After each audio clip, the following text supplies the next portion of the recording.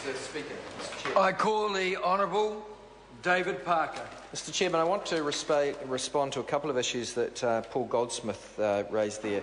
He tackled the Greens for criticising the poor distribution of income and wealth in New Zealand.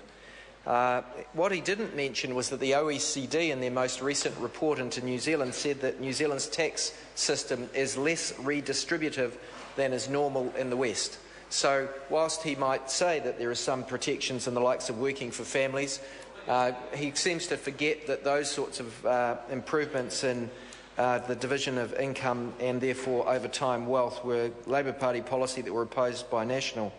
He forgets that New Zealand's one of the few countries in the world not to tax capital gains. And then, in respect of his alluding to growth rates, he claims that we're some sort of rock star economy because growth's a bit over 3% per annum. 3% per annum.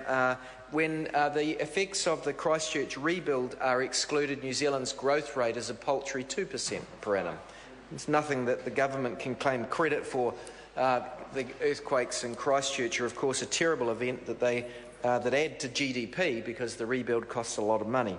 In respect of the external deficit that he refers to, we now in New Zealand have the highest terms of trade in more than a generation, and despite that, despite record dairy prices, despite raging success in trade with China under the free trade agreement that the Labour government under Phil Goff negotiated, we still have a current account deficit that's over 4% and projected to get worse. So with the best terms of trade and with record commodity prices, we still are not achieving that need to improve our export balance or our total exports. The government seems to have given up on their objective of increasing exports significantly as a percentage of GDP. They've made virtually no progress in that regard in the last 5 years. The export base of New Zealand has narrowed towards a decreasing bundle of goods and is not only more reliant on dairy, it is more reliant on milk powder going into China. Against all that background, we've got the government being tricky on these statistics. Before I sat down last time, I was saying that we not only now know that the stats they were using in respect of income inequality exclude capital gains, they also overstated the incomes of those who are less well off by counting the accommodation supplement twice, and then also making mistakes around working for families.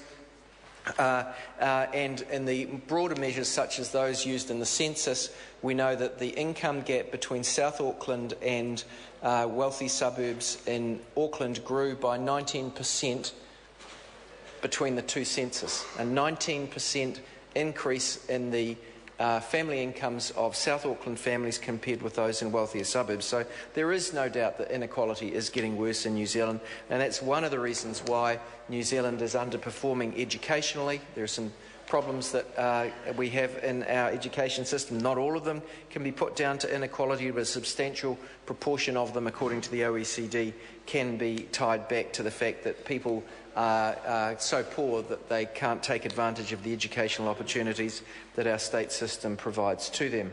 Mr. Speaker, this country needs a government that's willing to improve the depth of capital markets. KiwiSaver, which was opposed by National, is now held up as one of their successful policies when it was one of ours.